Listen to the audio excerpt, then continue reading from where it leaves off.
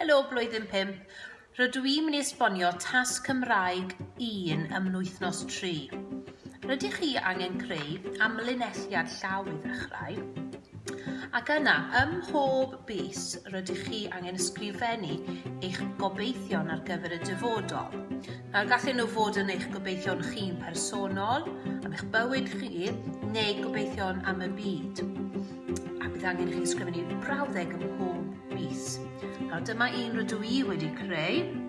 Dwi wedi ysgrifennu fy ngobeithion yn y llaw, yn y canol, ac ar y bysedd dwi wedi ysgrifennu hoffwn weld pawb yn cael ei trin yn gyfartal.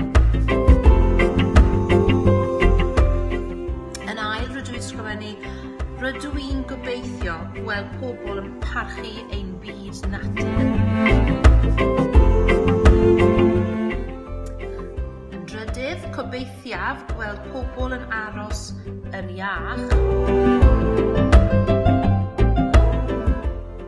Yn bedwerydd, un gobaith sydd gen i yw i weld pobl yn byw mewn heddwch pys. Ac ar y bus olaf, ar y bus bawd, rydw i wedi ysgrifennu hoffwn weld pobl yn parchu anifeiliaid a gofalu amdanyn nhw'n gywir.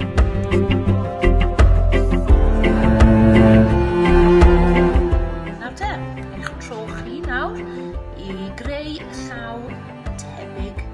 Cofiwch wneud yn lliwgar ac yn ddiddorol. Diolch, pob lwc! A dyma rhai dechreuadau brawddeg gallwch ddefnyddio. Hoffwn weld.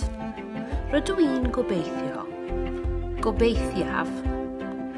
Un gobaith sydd gen i yw